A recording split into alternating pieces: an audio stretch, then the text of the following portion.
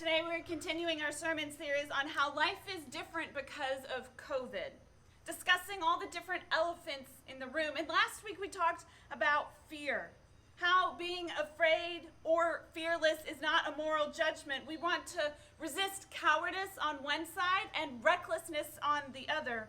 We want to pursue courage instead. And this week we want to discuss an elephant that is always in the room, but COVID has certainly flipped a spotlight and really illuminated it. Do you remember that time when this woman came to Jesus just before he's betrayed and arrested, and he was having dinner with some friends, and she came to him and she poured a bottle of perfume over his feet, and then she washed it with her hair. And one of Jesus' disciples rebuked her and he said, "Don't you know we could have sold that bottle of perfume and given the money to the poor?" And Jesus rebukes that disciple. He says, "The woman was preparing me for my burial." And then he says, "The poor you will always have with you, but you won't always have me." Poor. It means deficit. You can have all kinds of poor things. That poor sleep schedule might be why you're so tired. But poverty doesn't always point so simply. A poor diet could be why you're tired. You can have a poor understanding, poor leadership, poor organizational skills. Poor traction is why your wheels are always spinning, but you're not actually going anywhere. And you can have poor people. People who live with the deficit of resources. Jesus says, "Don't you know what the Bible says? The poor you will always have with you, but you won't always have me." Strange.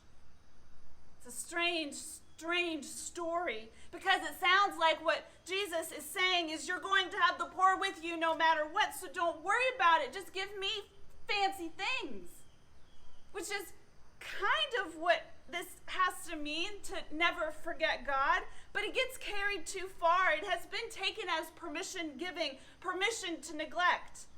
There are always going to be the poor among you, so don't stress too much about it. Permission to disregard. They are always going to be there, but you can tune them out. So poverty becomes the elephant in the room that we've built around, sometimes literally. Neighborhoods divide by income. That's how property values work. We tend to know people in similar career levels. In bigger cities where beggars might sit on the streets, they become architecture, walked around or stepped over.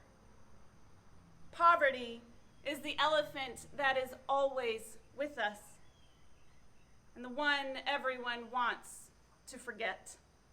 If you're poor, you don't really want to think about that. In fact, if you're poor, poverty is not the elephant in the room, it is the room in which you live. And if you're not poor, you don't want to think too much about poverty either, because it's complicated and messy and hard to know what to do. But we need to talk about it.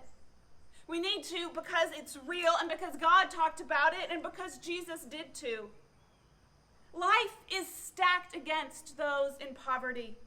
Less money tends to mean more cramped living. You'll have more people working retail and other jobs that are considered essential. People who can't take off work to pay the bills. Those factors, they start stacking. And in a pandemic, the result is higher and sometimes much higher rates of infection among the poor, which wouldn't be so bad, except poverty also correlates to inferior health conditions, including heart disease and lung conditions, all of which are compounding factors that we keep hearing that make COVID even more dangerous. So poverty correlating to inferior health care options is just icing on the cake. And beyond the health impacts, lower income also increased the likelihood of job loss.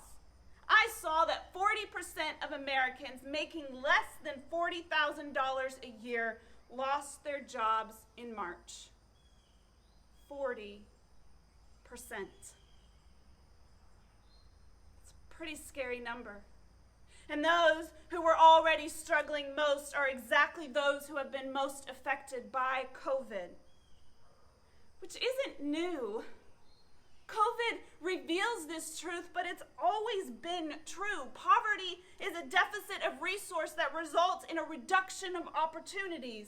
And that reduction of opportunities tends to result in impoverished outcomes, which brings you all the way back to the start. The kid who needs the most intervention at school is the least likely to get it.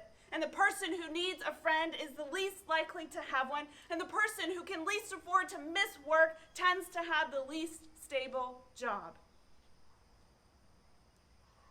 So while a child in poverty is working to memorize those multiplication tables, she's more likely to be dealing with a disruptive home environment, working without an adult present to help, more likely to be managing high levels of stress, which, by the way, shuts down the brain completely, so her disrupted studying doesn't matter anyway.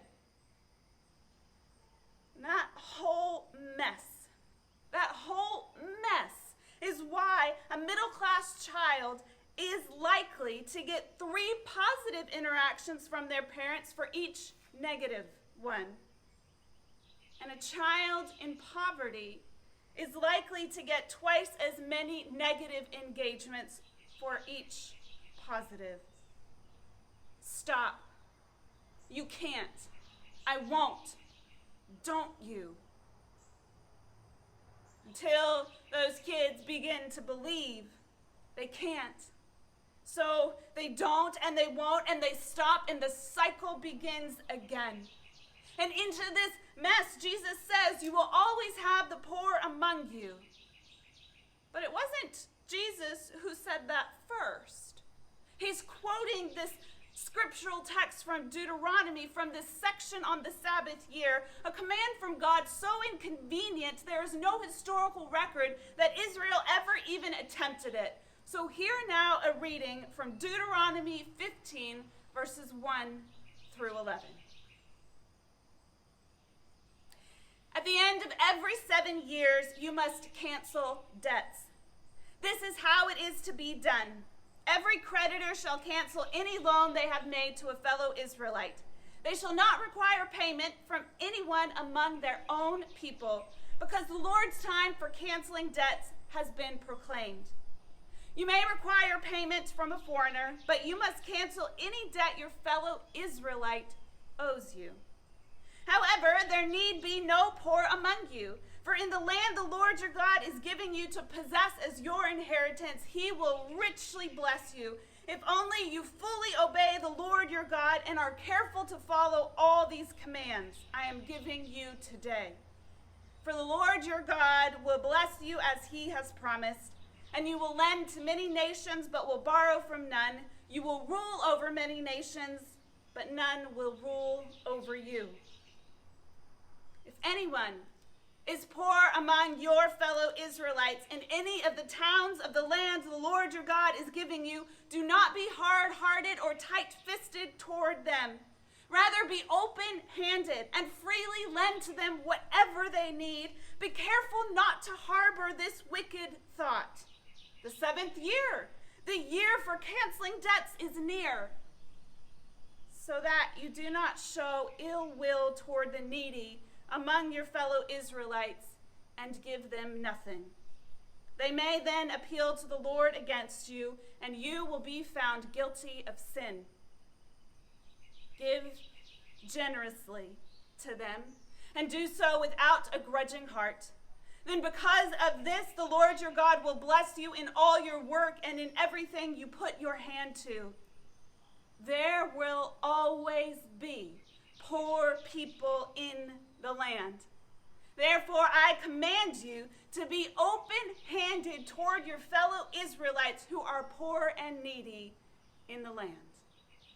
This is the word of God for us, the people of God. Thanks be to God.